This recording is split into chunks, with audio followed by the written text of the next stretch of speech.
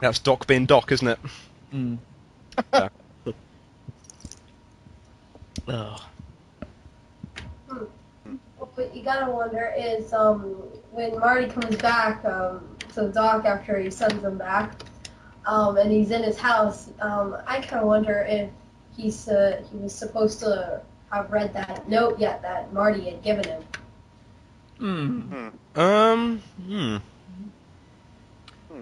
Trouble is, it made sense how the Doc would give clear, concise instructions at the end of part 2, where he would give those documents at the exact time and exact date, because the Doc is like that. He will calculate everything right down to the smallest detail. Yeah. Uh-huh.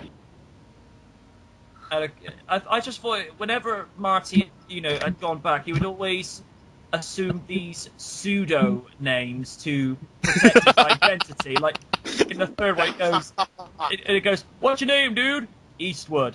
Clint Eastwood. Because obviously, if he had said, Oh god. if he had said Marty, his name was McFly, I'd be like, "Wait a minute, you can't be McFly. That's McFly." It's even better in the first one when or actually you hear it in part 2 a few times when you hear Biff talking to his gang. He's like, "Where's that punk Calvin Klein?" And then you hear Lorraine say, "No, I'm going to the dance with Calvin Klein. I'm not going with, George. I'm going with Calvin Klein." Of course, to anybody that hear that line and never seen the movie before, think, "Wait, what?" One of the funnier scenes that stems to mind from the third one is when it's like that Mexican standoff in the bar, and Marty's doing the moonwalk. And also when they see it... No, go on.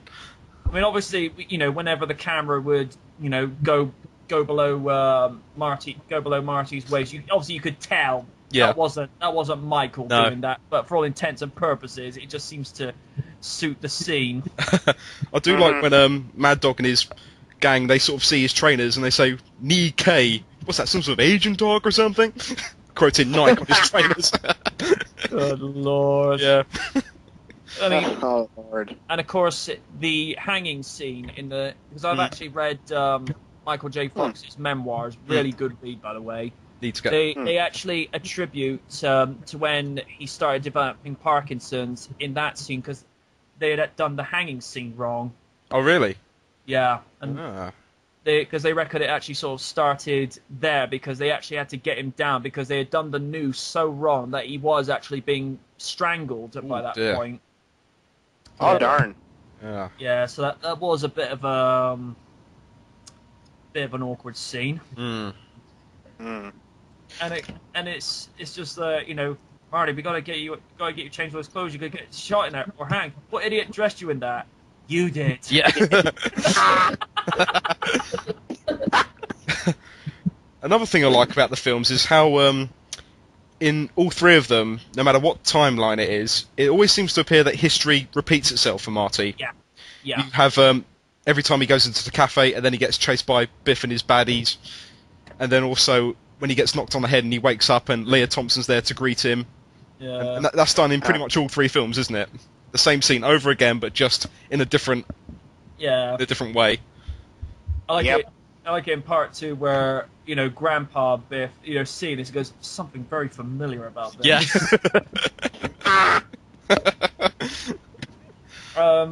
Particularly when Marty goes into the Baines household and goes, "Yeah, see, you're my Uncle Joey. Better get used to these bars, kid." That's a bit below the belt.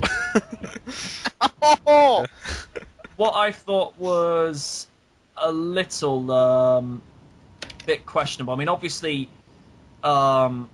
Lorraine had no idea that was her son from the future, but when she squeezes his knee, I thought, "Oh dear!" I just like how I just like how Marty just. Yeah, it's just some of the scenes which, like I say, I thought was a bit questionable, was where Lorraine would be squeezing Marty's knee. I thought, "Oh good lord!" As I was saying, I just love how I just love the way how he just gets up and goes, "Yeah, thanks for lunch. It was wonderful. See you all later." A whole lot later. I'll just get out of here now. Or, You can't know, blame him, can you? No. Of course, the other No, you cannot. And of course, one of the scenes leading up to the close of the first movie is when, whilst after Marty's lectured his mother about not smoking and drinking, Yeah. she comes on to him. I'm like, oh good grief. I mean, the Oh, face God. on Marty's face is just priceless after she sort of realizes, it's like when I kiss you, it's not right, and Marty's just like, it makes perfect sense, believe me. Yeah. Yeah. I mean, from what I remember, a lot of studios would have taken the project on before it got to Universal and Spielberg, but a lot of companies like Fox, Paramount, and even Disney said, we're not going to do it because of this one scene. It's like, yeah, but we're not trying to imply a mother and son romantic relationship, because he's from the future and she does not know Yeah. that he is her son. But they said no, so we don't care. We don't want that. Because, I mean, that's what I liked Leah Thompson in the first film, because, the way she played it was she was just playing it as this young girl. She didn't have the whole mother thing in her head, did she? No. No, she was sort of seeing, hey, who's this young kid out of nowhere, who can ride on a skateboard and, he's all this. She was just playing it as a young girl would, Yeah. Yeah. Some stranger comes out of nowhere and does all this amazing stuff. It's like, interesting. Yeah. Mm-hmm. It's in that, particularly in the cafe scene where Crispin is just stumbling all over himself, trying to impress Leah Thompson. It's just, I'm your density.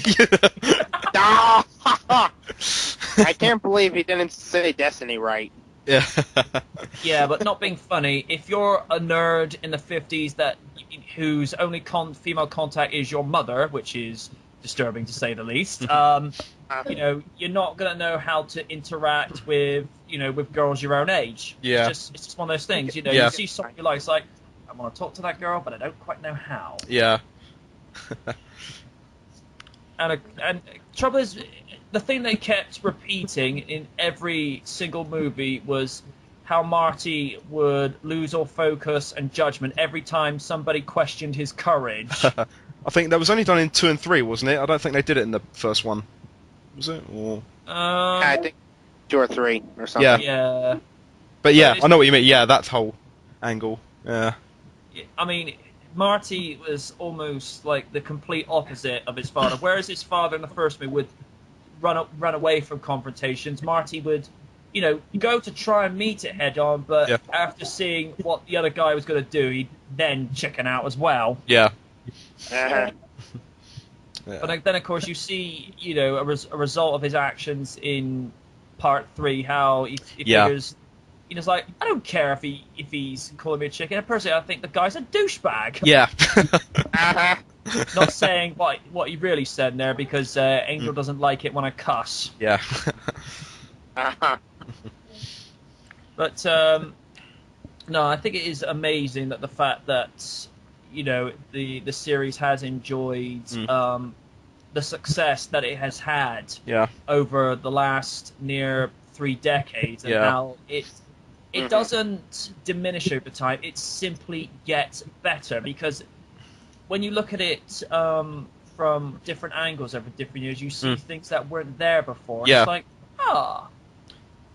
You kind of stop watching and start thinking about other stuff that you didn't think of before, and then your mind just clicks, and it's all covered.